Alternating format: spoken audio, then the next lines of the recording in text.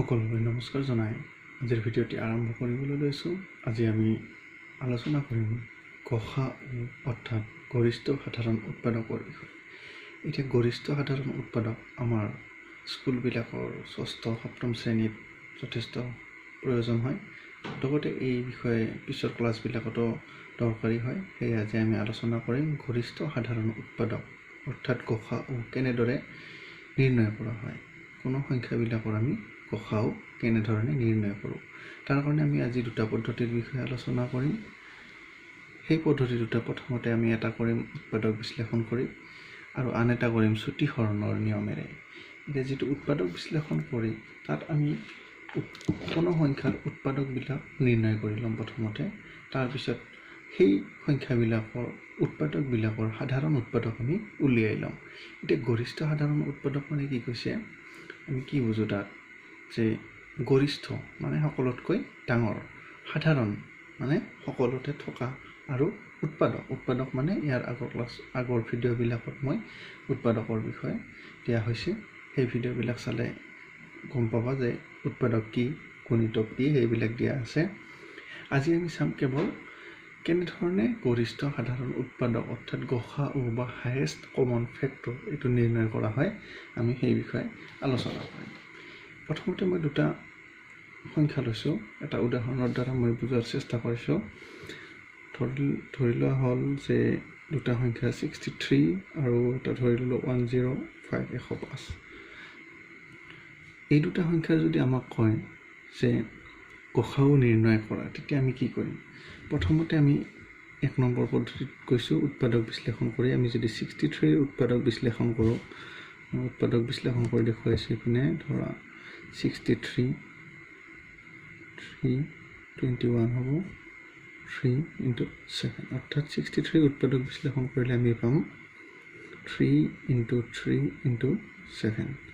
আনহাতে 105 ইয়াৰ যদি আমি উৎপাদক বিশ্লেষণ কৰোঁ 105 3 নিশ্চয় ইয়াক বিভাজিত হ'ব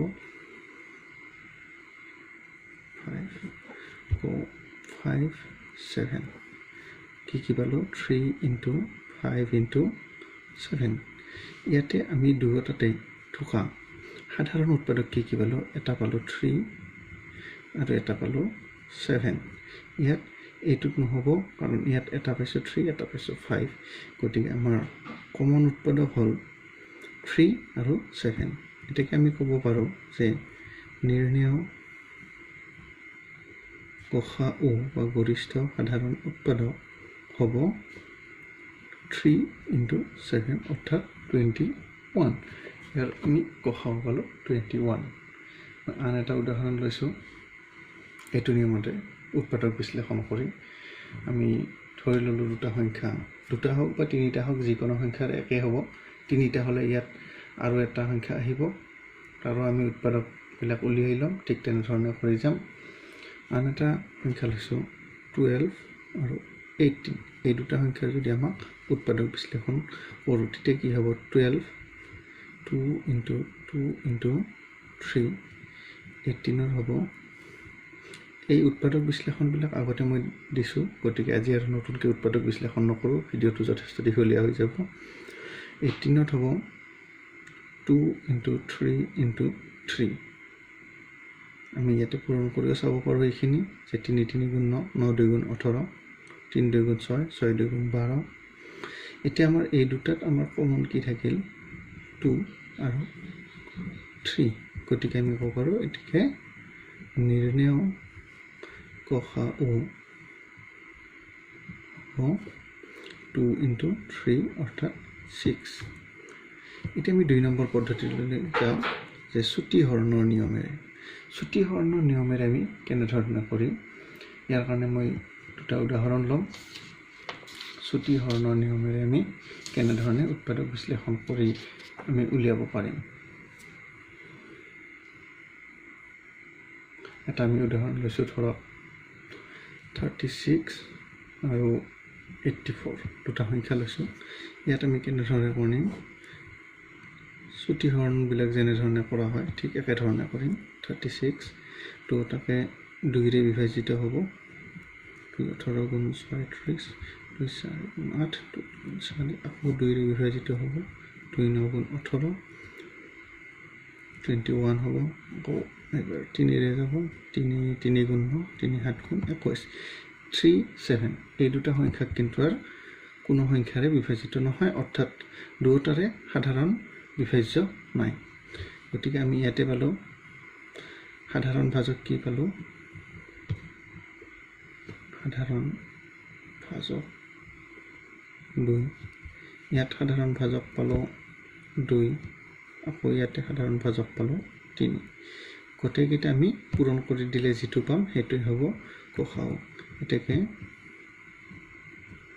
নিৰ্ণয় কোখাও হ'ব 2 into 2 into 3 অৰ্থাৎ 2 গুণ 4 4 3 গুণ 12 নিৰ্ণয় কোখাও পালো 12 এটা মই এটা তিনিটা সংখ্যা থকাৰ এটা উদাহৰণ লৈছো ধৰিলোৱা 18 54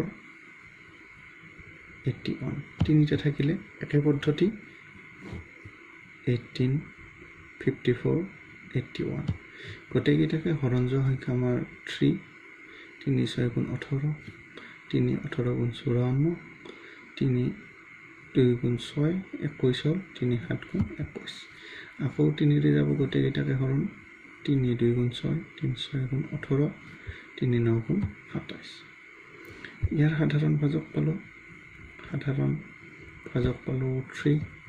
সাধাৰণ ভাজক পালো 3 ইয়াত কিন্তু সাধাৰণ ভাজক নাই কাৰণ এইকেইটা কোনো এটা সংখ্যাৰে হৰণ নাযায় গোটেইকেইটাকে বেলেগ বেলেগ সংখ্যাৰে যাব কিন্তু সাধাৰণ হৰণ যোৱা সংখ্যা গোটেইকেইটাকে হৰণ যাব পৰা সংখ্যা নাই গতিকে আমি পালো কি 3 into 3 এটাকে নিৰ্ণয় কোখাও 3 into 3 অৰ্থাৎ 9 আশা কৰোঁ তোমালোকে বুজি পাইছা আজিলৈ ইমানতে থাকক ধন্যবাদ